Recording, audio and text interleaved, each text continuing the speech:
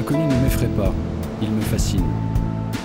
Sur les routes du Tibet ou de l'Afghanistan, j'avais des repères. Voyage après voyage, j'ai fini par m'y sentir un petit peu comme chez moi. Mais un aventurier qui s'endort n'est plus un aventurier. J'ai donc largué les amarres.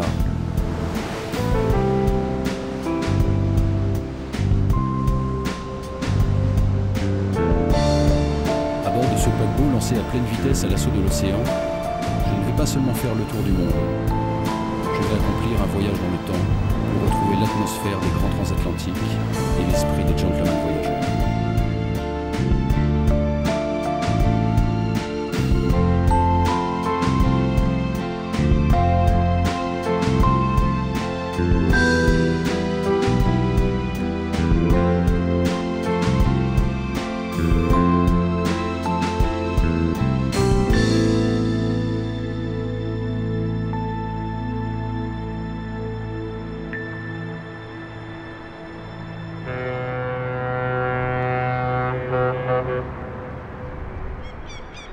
Depuis François Ier et l'époque des grandes découvertes, Le Havre a toujours regardé vers le large.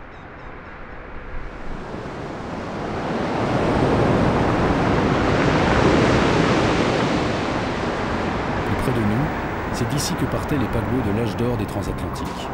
Normandie, Île-de-France, Queen Mary. Ce n'est donc pas un hasard si c'est au Havre que je retrouve le Queen Elizabeth, l'héritier de ces grands liners qui se prépare à accomplir son premier tour du monde.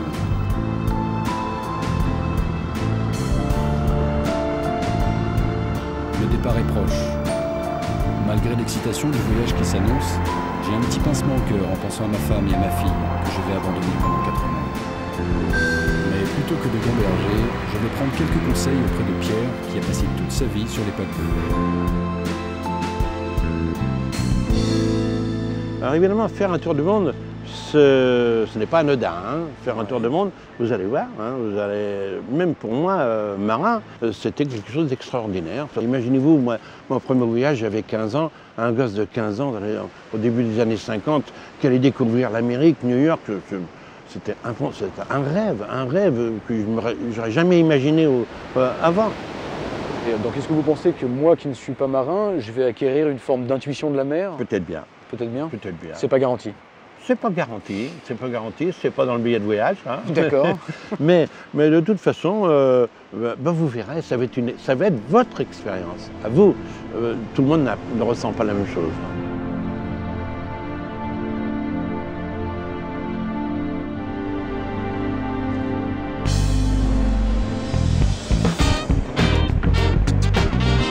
Après avoir quitté Le Havre et fait un petit crochet par Hambourg, le Queen Elizabeth est à Southampton. La gare maritime est en effervescence. Les cousins britanniques arrivent en masse. Nous serons bientôt 2000 à bord. Une petite ville que les dockers se dépêchent d'approvisionner avant le départ.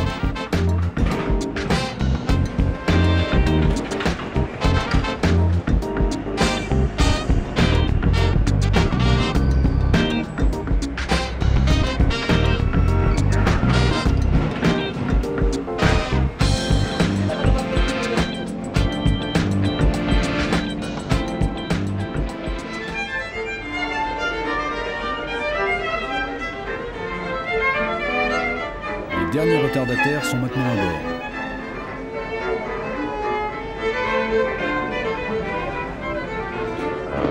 « 22h10. Accompagné du Queen Mary 2 qui entame un long voyage dans l'océan Indien, le Queen Elizabeth largue les amarres. Southampton salue le départ de ses 2 ambassadeurs.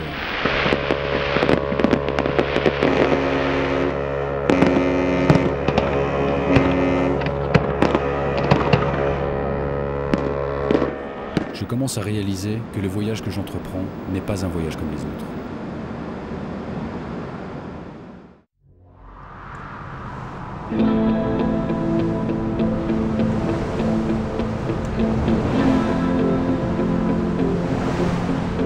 Je passe de longs moments à observer l'océan. Les craintes d'avant le départ se sont envolées. Je sens désormais une âme de pionnier. Cette traversée de l'Atlantique, c'est ma conquête de l'Ouest.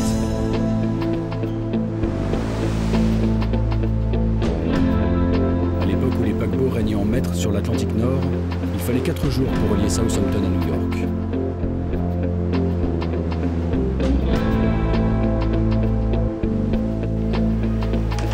vitesse n'est plus aujourd'hui une priorité. Le Queen Elizabeth est un liner du XXIe siècle. Puissant, stable, confortable.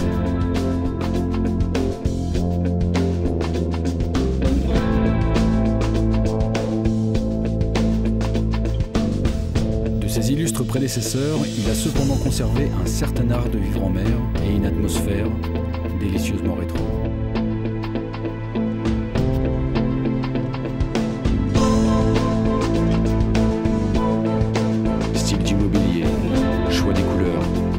Détail de la décoration. Je sens bien que ce bateau est fier d'appartenir à la grande famille des paquebots transatlantiques. Les premiers vapeurs sont mis en service au début du XIXe siècle. De plus en plus grands, rapides et luxueux, ils deviennent le symbole du prestige et de la puissance des nations. Émigrants et stars de cinéma se partagent l'affiche de cet âge d'or des transatlantiques. Objets, photos, tout rappelle l'histoire des anciens paquebots de la Cunard et plus particulièrement celle de l'ancien Queen Elizabeth.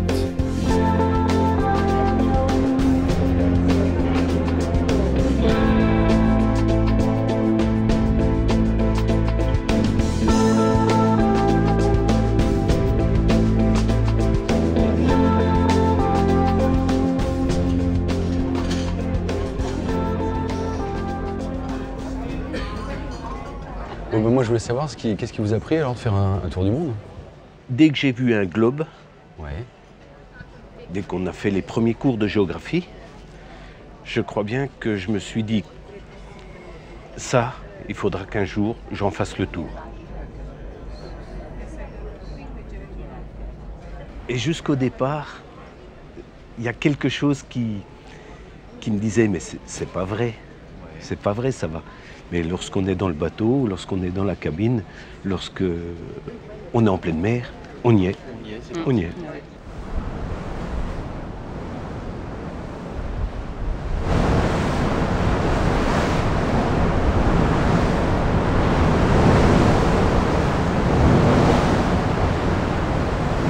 Le Queen est le jouet de la houle. Les creux de 8 mètres font vaciller ma ville flottante. Dans les coursives, les gens titubent, tandis que ceux qui marchent droit sont libres.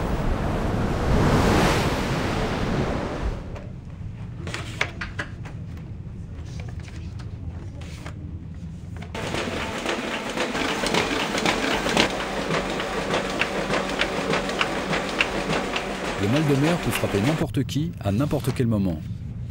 Cela devient vite un enfer quand on doit travailler toute la journée, enfermé dans un bureau privé de la lumière du jour. Too late if there's any mistakes, don't blame me. Le programme de la journée est résumé dans le journal de bord que l'on distribue aux passagers. Tous les jours, on leur donne la liste de tous les événements qui ont lieu à bord, comme l'heure des repas, ou par exemple les jours où on arrive dans tel ou tel port. Donc vous travaillez en collaboration avec plusieurs services? Oui, avec tous les services à bord. Je rédige les informations en anglais, puis elles sont traduites en japonais, en allemand, en français et en espagnol. Lorsque j'écris la version anglaise, je la leur envoie pour qu'ils la traduisent et qu'ils l'impriment.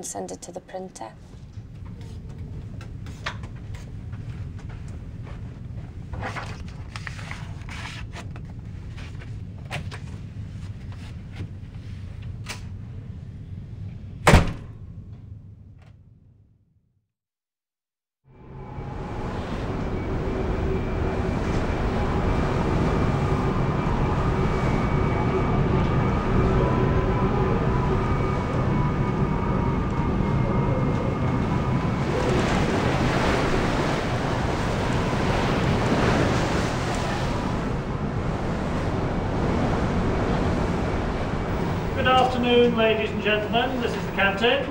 So the weather at the moment, we have the overcast skies, we have a stiff northerly breeze, and it's gone round to the northwest at the moment. It's around 40 knots of wind, and we've got all our engines running, and we're managing in excess of 22 knots in order to get to New York pretty well on time.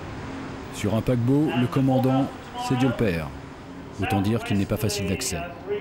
Mais avec un peu de patience et de ténacité, on arrive à tout. Direction la passerelle, à environ 200 mètres à l'avant du bateau.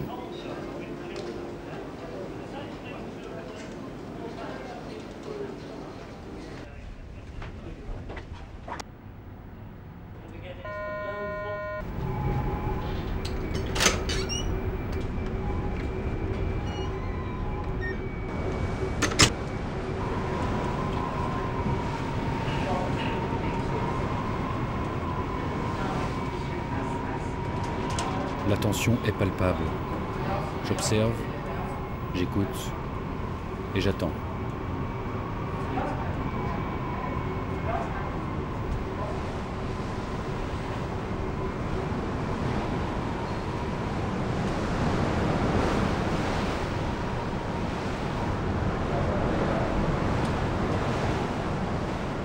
J'ai entendu dire que l'océan Atlantique est censé être gris. C'est vrai ? La plupart du temps, la mer reflète la couleur du ciel. Celui de l'Atlantique Nord est réputé pour être nuageux. Et il connaît aussi certains phénomènes météorologiques.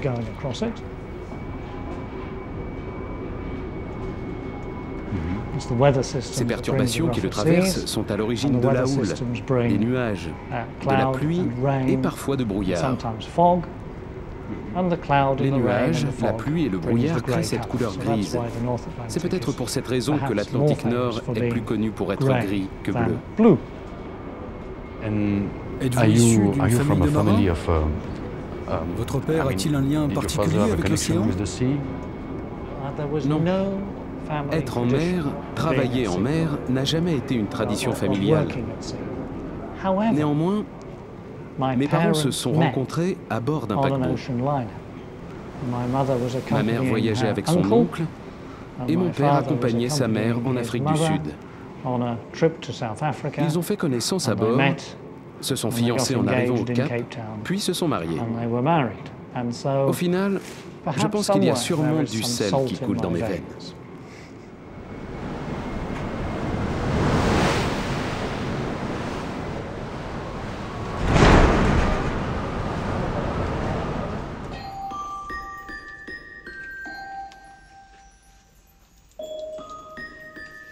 Douzième jour de navigation. La route que je trace sur ce globe terrestre, c'est un repère bien sûr, une preuve que le voyage progresse. C'est aussi un lien qui me rattache à ma famille restée en France.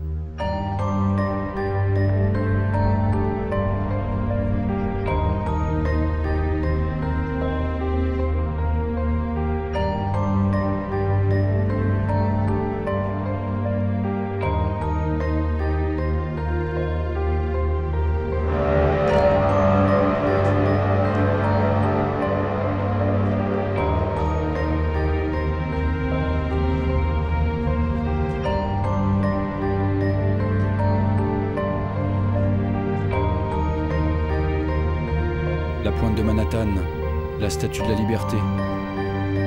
J'imagine la délivrance pour les millions d'émigrants ayant fui la misère et les persécutions, à l'instant de découvrir, après un si long voyage, les symboles de l'Amérique.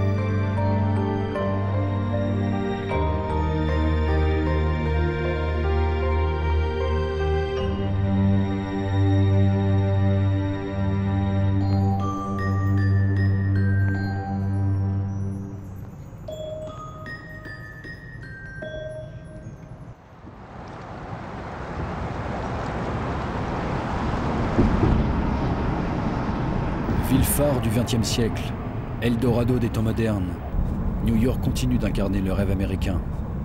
Et pourtant, bien des choses ont changé. Un sujet de préoccupation pour le père Perry, que je rejoins dans son église de Brooklyn. Mes grands-parents venaient d'Ukraine et sont arrivés en Amérique en passant par Ellis Island. Si vous allez à Ellis Island, vous ne retrouverez pas le nom d'origine de la famille Perry, parce qu'en arrivant là-bas, leur nom a été modifié sans qu'ils le sachent. Le personnel d'Ellis Island comprenait mal l'alphabet cyrillique et ne connaissait rien en dehors des élites blanches protestantes. Du coup, le nom de Penina Mérida est devenu Perry. Dans le Queens, le quartier où mon père a grandi, tous les habitants venaient d'Europe de l'Est. Il y avait des Tchèques, des Slovaques, des Polonais, des Ukrainiens et des Russes. Leurs langues respectives ayant des origines slaves, ils ont alors créé une sorte de nouvelle langue qu'ils pouvaient tous comprendre. À l'époque, on parlait de melting pot, de creuset, mais aujourd'hui, on parle plus du concept de salad bowl, de saladier, parce que dans un saladier, chaque feuille de salade conserve son identité propre, tout en étant liée par la source de l'identité américaine.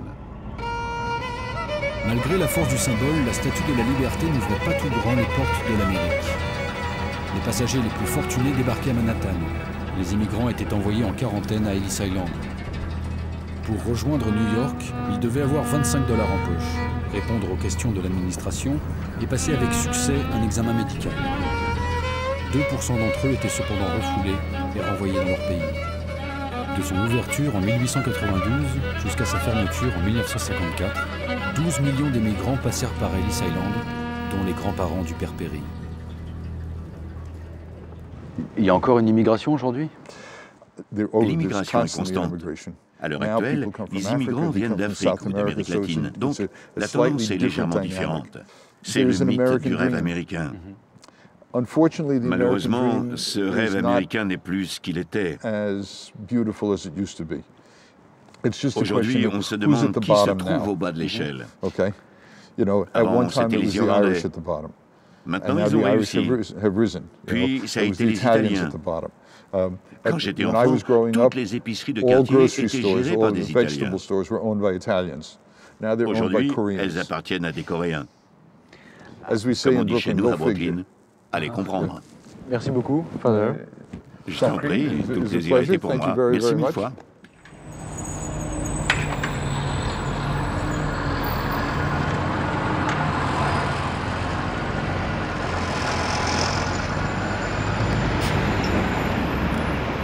Le Bronx, Brooklyn, le Queens, ces quartiers abritent toute la diversité de la nouvelle émigration. C'est là que je retrouve Lizzie O'Mara. Elle vient de Porto Rico. Alors, tu es musicienne, c'est ça? Oui. Je suis chanteuse, parolière, actrice et scénariste. Donc tu es venue à New York pour faire de la musique? Oui, pour réaliser mes rêves. J'avais 300 $ en poche quand je suis arrivée ici. Oui. Je suis partie de chez moi 2 jours après mon 18e anniversaire.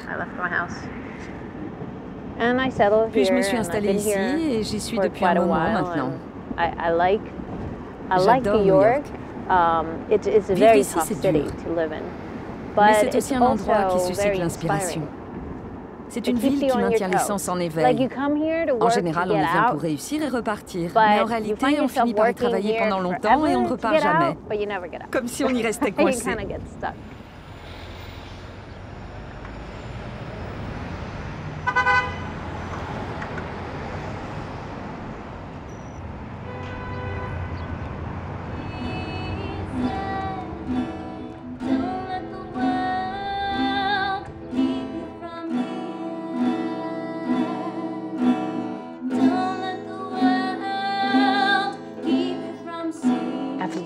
J'ai appris tellement de choses sur les autres cultures en vivant ici que j'ai l'impression de faire partie d'une sorte de microcosme. Il ne faudrait pas oublier de se détacher de son identité propre et de s'accepter mutuellement. C'est pour ça qu'on vient à New York, pour tenter de nouvelles expériences.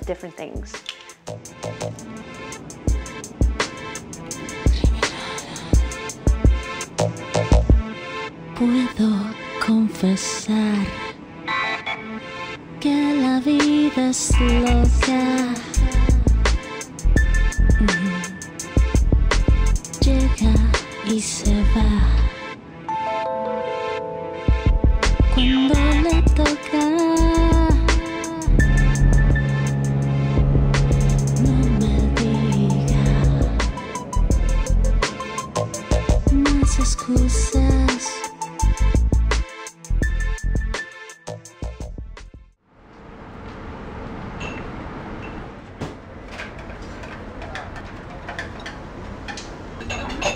prolonger la fièvre de Big Apple, j'ai passé une partie de la nuit dans les bars du bateau. Réveil un peu difficile. Je laisse donc mon plateau de petit déjeuner me conduire jusqu'à une table côté bâbord. Depuis que nous avons quitté New York et mis le cap au sud, c'est le côté ensoleillé du bateau.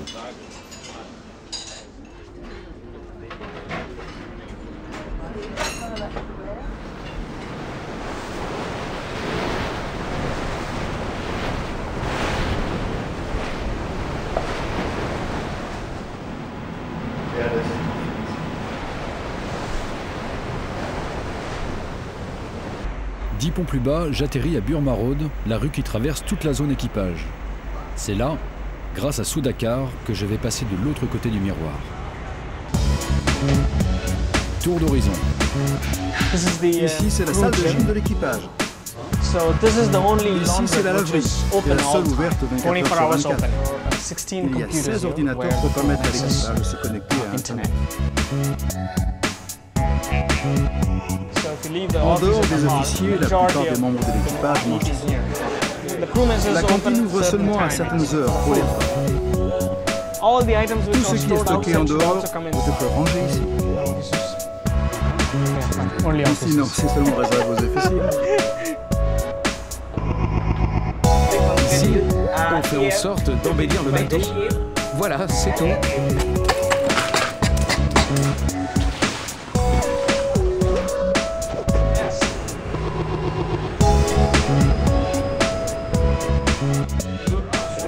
Ça va bien. Ça va bien, et vous? Ouais, ça va bien. Bon, ouais. Les pâtisseries, tous les gâteaux, tout est confectionné ici. Bonjour. Alors comme ça, le boulanger n'est pas français. Qu'est-ce que ça veut dire?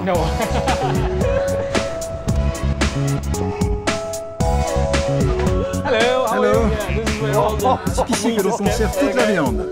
L'huile est bien couverte. Oh là là, moi je sors. Ah, merci beaucoup. Je te laisse, je retourne au soleil.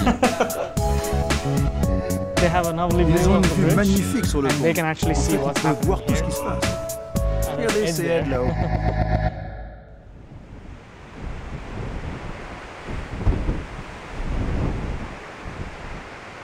L'Atlantique Nord est maintenant derrière nous. Les passagers ont sorti les shorts. Certains prennent le soleil, allongés sur les transats. D'autres jouent au shuffleboard.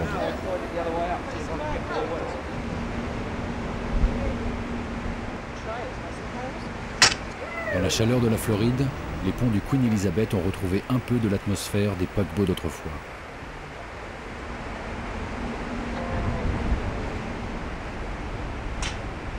Ouais. Ah, si, you l'ont poussé.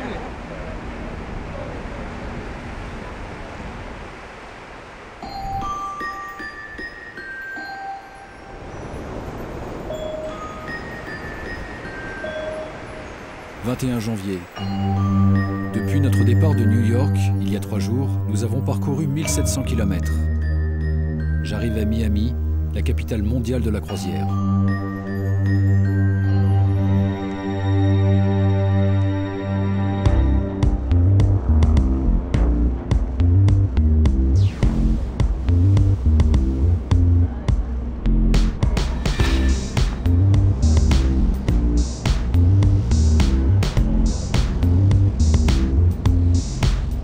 Chaque jour, des dizaines de bateaux quittent le port pour aller faire des ronds dans l'eau de la mer Caraïbe. J'abandonne ces mastodontes à leur étrange balai et je prends la direction de Miami Beach, le temple de l'Art déco.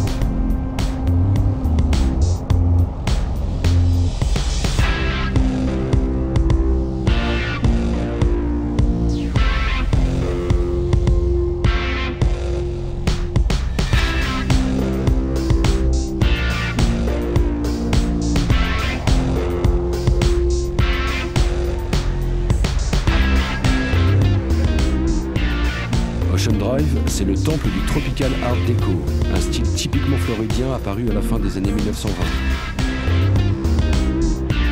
Avec ses alignements d'hôtels aux façades pastel, cette rue est devenue la vitrine touristique de Miami Beach.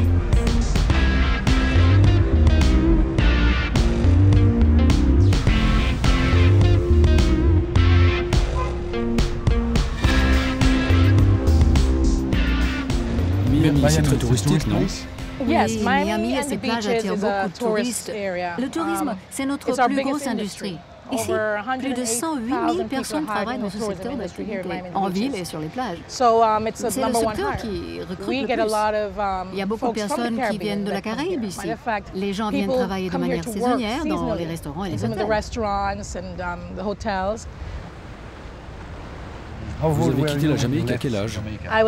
J'avais 18 ans. Je suis allée à l'université, puis je suis tombée amoureuse de cet endroit, de l'industrie du tourisme. Je suis diplômée dans ce domaine. Il y a tant de choses à faire ici que je suis restée. J'ai adoré. J'ai mieux réussi ici qu'en Jamaïque. À Miami, il y a comme une ambiance un peu latine ou caribéenne. On est encore aux États-Unis ici? Si, on y est encore. C'est très mélangé ici, très cosmopolite. Il y a une atmosphère particulière, une atmosphère floribéenne, de la Floride et de la Caraïbe. Alors, oui, on est toujours en Amérique, mais il y a une saveur originale qu'on adore. C'est pour ça que Miami, c'est Miami. Et vous vous sentez plus américaine ou jamaïcaine? Non, je me sens toujours jamaïcaine. Je suis jamaïcaine dans l'âme, vraiment. Et au final, j'y retournerai quand je prendrai ma retraite. Oui, pour mes vieux jours.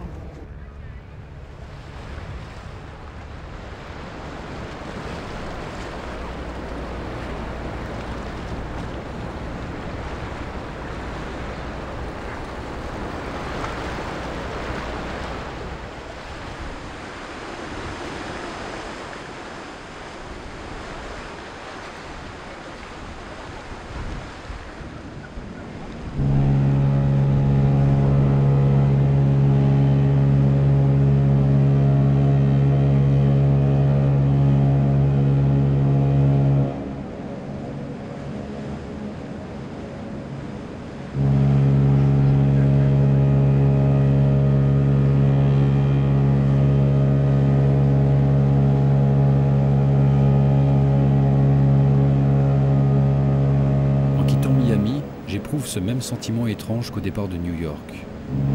Je sens que chaque escale m'enrichit de souvenirs, mais me vole un peu de mes rêves. Vivre son voyage ou le rêver, qu'y a-t-il de plus beau?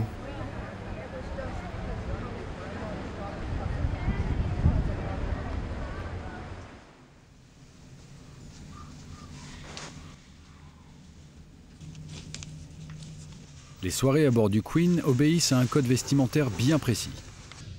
En lisant le journal de bord, on sait s'il faut être élégant mais décontracté, en tenue de ville, ou, comme c'est le cas ce soir, en tenue de gala. There you go. And 1, 2, 3. Thank you. So have a lovely evening. Bonne soirée. Bonne soirée. Merci.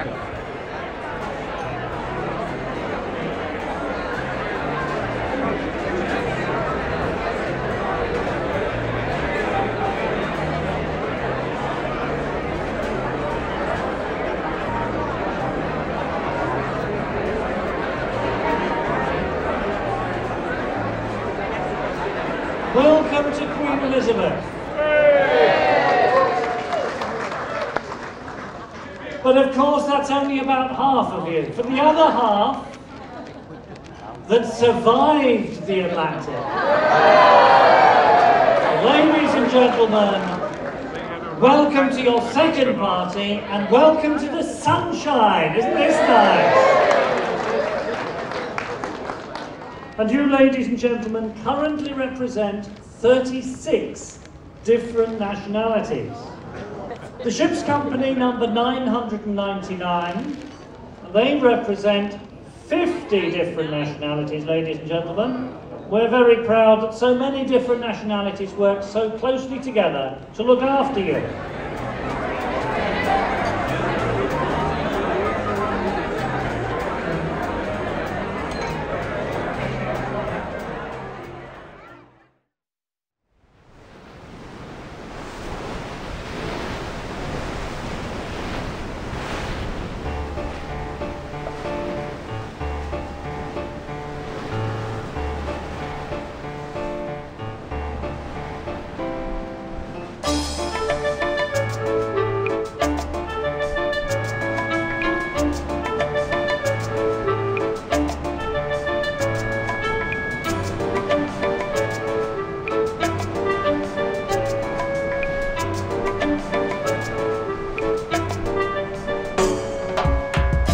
Quittant la Floride, nous poursuivons notre route vers le sud.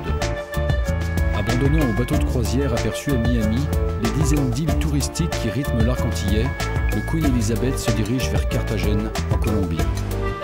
Nous ne jetons l'ancre qu'une seule fois pour une journée de détente à Grand Caïman.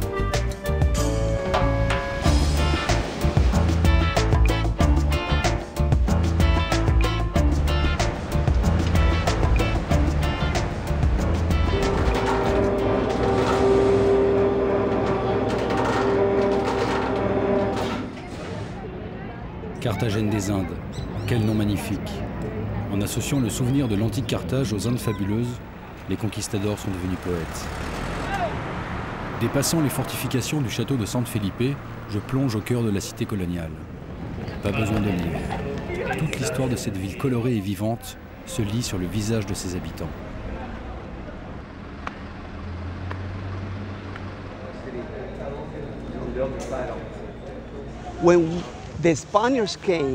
Quand les Espagnols sont arrivés pour coloniser cet endroit, il y avait des Indiens. Ils sont venus, se sont installés et ont compris qu'ils pouvaient conquérir ce lieu.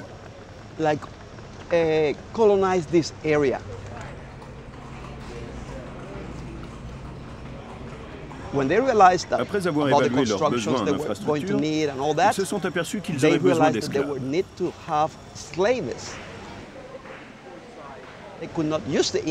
ne pouvaient pas réduire les Indiens en esclavage. C'est pourquoi ils ont décidé d'importer des esclaves d'Afrique.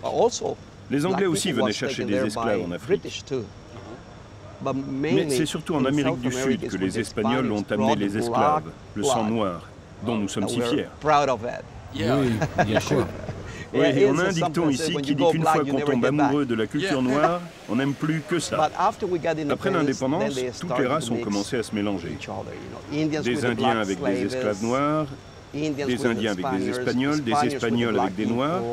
Et tout ce mélange nous a dotés de cette couleur de peau. C'est pour ça qu'on nous appelle mestizos, les métis.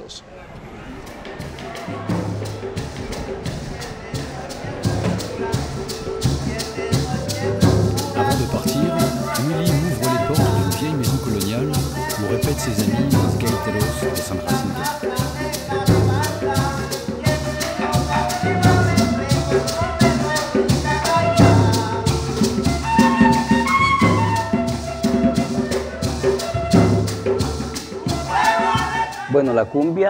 La cumbia est un symbole de la Colombie, parce que c'est ici, en Colombie, qu'on fait la cumbia. D'autres pays en font, mais c'est différent. La cumbia colombienne a un sens différent. C'est une cumbia plus sentimentale, plus joyeuse. Les paroles sont différentes. Et nous nous identifions vraiment avec la cumbia. Alors c'est pour cela que je dis que la cumbia nous représente bien. Les indigènes, les noirs, les blancs, nous ne formons qu'une seule race. Nous sommes un seul et même sang. La cumbia nous représente tous.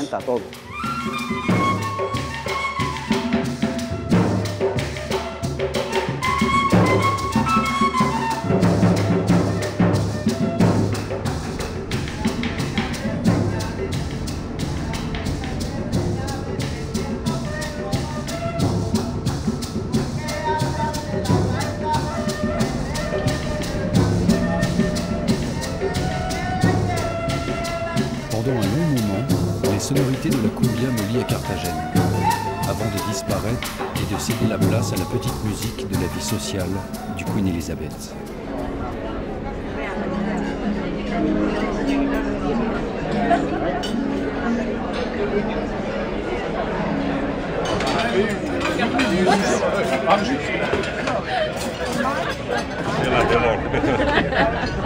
Alain Delon et Sophia Loren.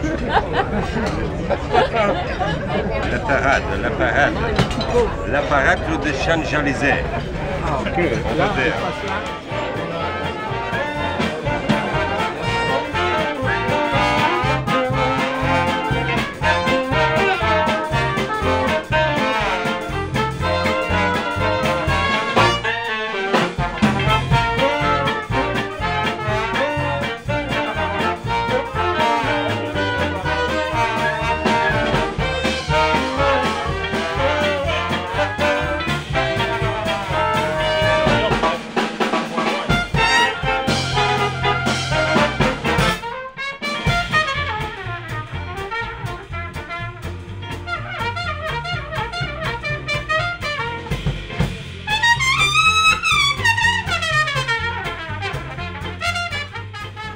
Loin des rumeurs de la boîte de jazz, un homme arpente les trottoirs déserts de cette ville flottante qui traverse la nuit océanique.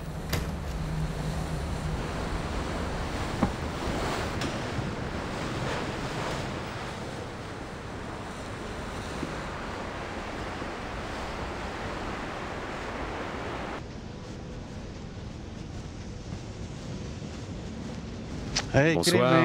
Bonsoir. Ça va, vous allez bien? Oui, ça va. Bien. Vous savez, les gens qui sont en vacances ici se sentent comme chez eux. Alors quand il y a des incidents... Un passager un peu ivre ou... Non, pas ivre. Je ne dirais pas ivre. Ouais, mais un peu chargé quand même. Oui, on peut dire ça.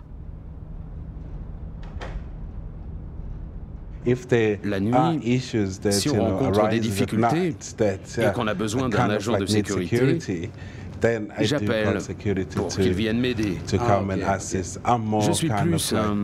Donc vous êtes les yeux, vous n'êtes pas les bras. Oui, si vous voulez.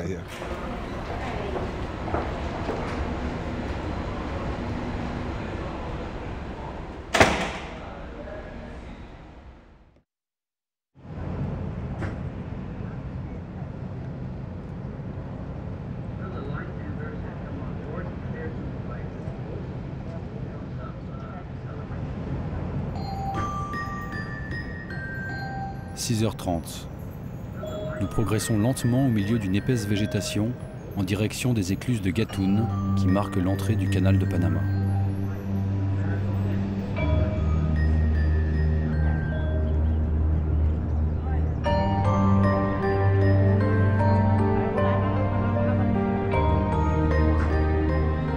Le Queen Elizabeth, qui naviguait jusqu'alors en toute liberté, est maintenant prisonnier d'une armée de locomotives, les moulasses. Un nom choisi pour rappeler qu'autrefois, c'étaient des mules qui tiraient les bateaux sur les fleuves.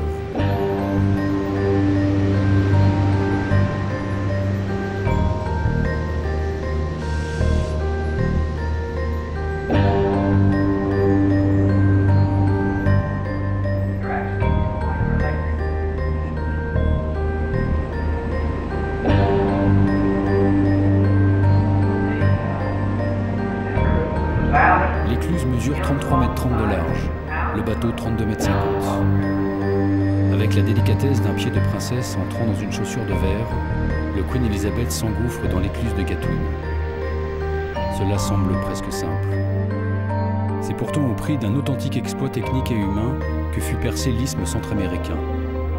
77 km pour relier les deux plus grands océans de la planète.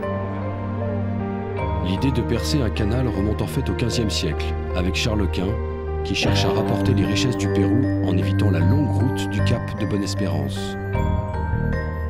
Il faut attendre 1882 pour que Ferdinand de Lesseps se lance dans l'aventure. Des moyens techniques mal adaptés, des ouvriers victimes de la malaria le conduisent à la faillite. Les États-Unis reprennent les travaux et le canal est finalement ouvert le 15 août 1914. Si j'avais fait mon tour du monde avant cette date, pour aller de New York à San Francisco, j'aurais été obligé de passer par le Cap Horn, soit 22 500 km. Par le canal de Panama, la distance n'est plus que de 9 500 km. Joli raccourci.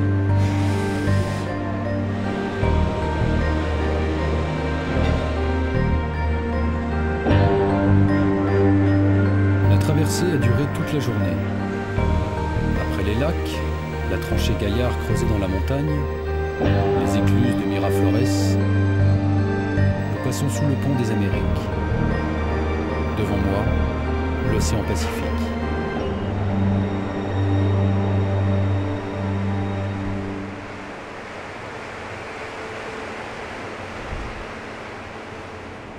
En sortant du canal de Panama, nous avons mis le clignotant à droite.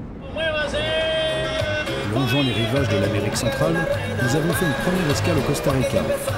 Journée partagée entre la découverte de la forêt tropicale et une grande fête populaire au bord du Pacifique.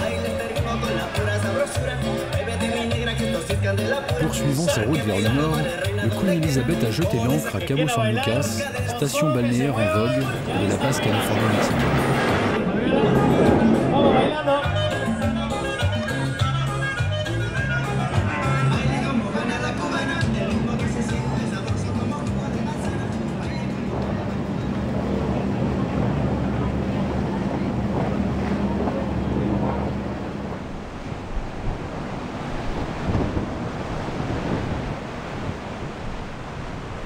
Dernier coup de pinceau.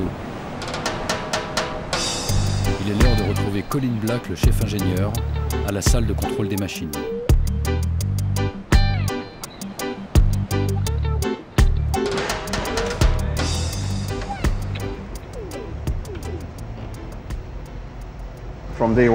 Au début, dès le premier jour, j'ai été ingénieur en chef sur le chantier naval. Il y a 75 personnes dans ce service. 9 personnes sont de quart, les autres vaquent à leurs occupations.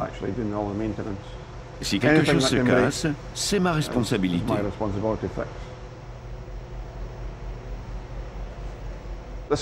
Voici l'écran de contrôle. Et ça, c'est l'écran principal avec les hélices. Au lieu de propulser, les vieux bateaux étaient à propulsion, celui-là est à traction, donc c'est plus efficace. L'eau passe à travers les hélices, ça fonctionne mieux. En compagnie de l'un des adjoints de Colin, je pénètre dans les entrailles du navire.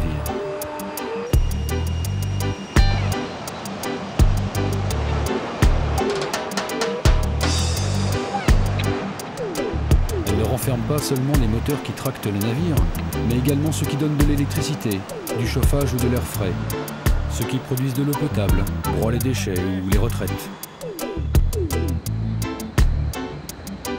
Pendant que je me promène au cœur de ce gigantesque mécano, quelque peu plus haut, au Britannia, c'est l'heure du brief pour tous les chefs de roue.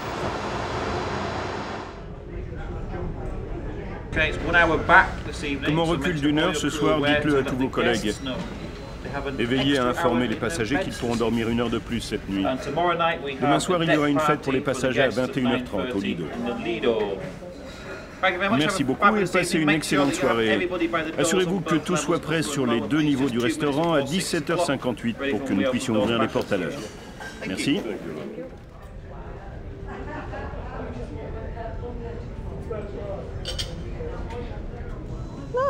Vivre à bord, c'est super. C'est sympa comme rythme de vie. Je voulais faire le tour du monde et en faire mon métier. Donc vous aimez voyager? Oui. Vous êtes quand même très occupé, non? Oui, mais bon, la plupart du temps, c'est sympa de se réveiller chaque jour à un endroit différent. Et vous servez combien de passagers? 22. Il faut connaître leurs habitudes, ce qu'ils aiment, s'ils suivent un régime spécial, s'ils mettent des glaçons dans leur verre. Oui, il faut savoir tout ça. Évidemment, on ne fait pas tout ça les premiers jours, mais on doit apprendre au fil du temps. Quel genre de café ils prennent, comment ils l'aiment. Oui. On passe 6 mois à bord et 2 mois chez nous. Ça me manque, bien sûr. Mais on crée des liens à bord du bateau. Donc j'ai une famille à bord et une autre famille chez moi. Quand je suis à bord, mes proches me manquent. Et quand je suis chez moi, mes collègues me manquent. C'est très bizarre.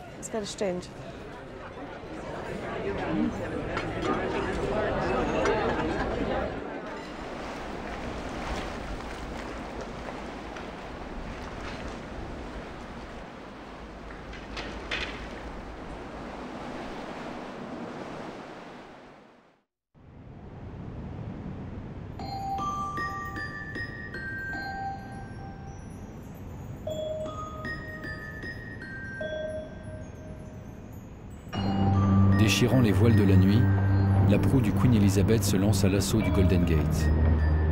Mariage éphémère, du rouge et du noir.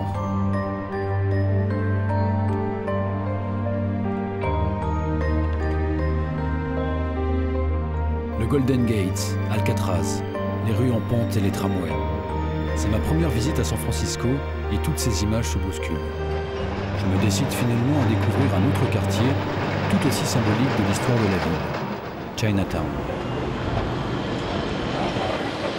Pour fuir la misère et les guerres qui ravagent la Chine au milieu du 19e siècle, de nombreux Chinois émigrent vers San Francisco pour travailler à la construction des lignes de chemin de fer. Malgré la discrimination dont ils sont l'objet, les Chinois se fixent dans la ville qui possède aujourd'hui le plus important Chinatown des États-Unis, après celui de New York.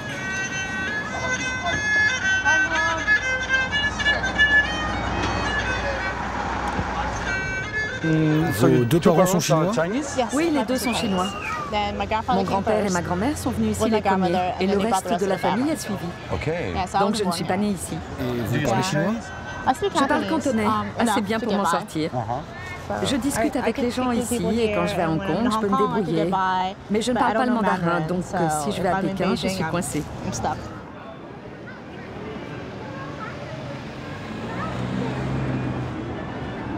Ce quartier, Chinatown, est un des plus vieux de la ville. Plus vieux que celui de New York? Oui, plus vieux. Oui, parce que San Francisco est juste en face de la Chine. Oui, c'est la ville américaine la plus proche. C'est ici qu'on s'arrête en premier. Et vous vous sentez plus chinoise ou américaine? Honnêtement, je me sens plus américaine. J'ai grandi ici. Je ne connais pas bien ma culture, la culture chinoise. J'essaie d'apprendre. C'est à peu près pareil pour tous mes amis. On a tous grandi ici, donc on se sent plus américain que chinois.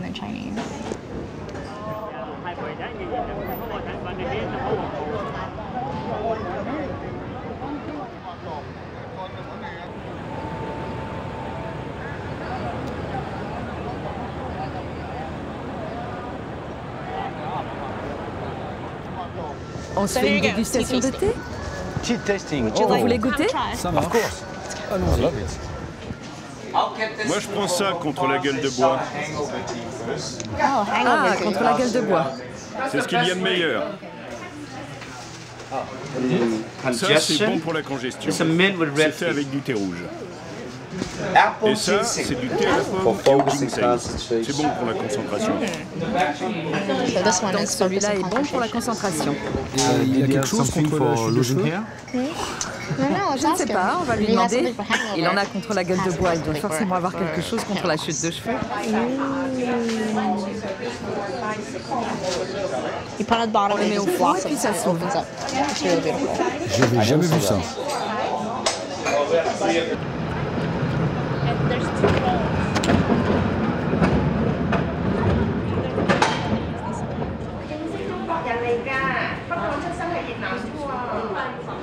Votre grand-mère vient au temple? Oui, elle vient. Mais des fois, quand elle m'explique des choses, je ne comprends pas très bien. Jade Emperor. Vous venez d'où? France. Vous connaissez la France? Non. Vous êtes disponible demain? Et non, je pars ce soir. Parce que demain, il y a une cérémonie. C'est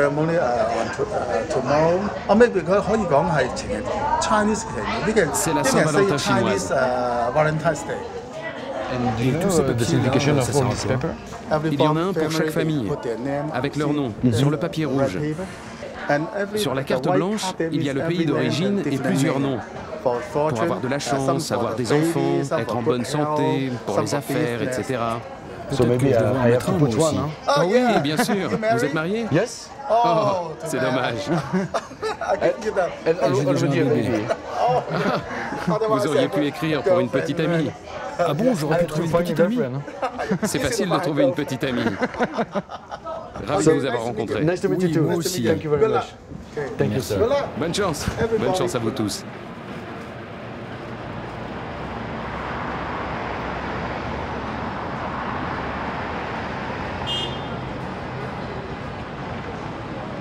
Cela fait maintenant un mois que j'ai quitté Le Havre. J'ai parcouru près de 18 000 km. Je commence à me sentir à l'aise dans mon costume de gentleman voyageur. Abandonnant San Francisco aux lueurs du crépuscule, le Queen Elizabeth va reprendre la mer pour me conduire vers d'autres peuples, d'autres voyageurs et d'autres océans. Il me reste tant de monde à découvrir. Le voyage ne fait que commencer.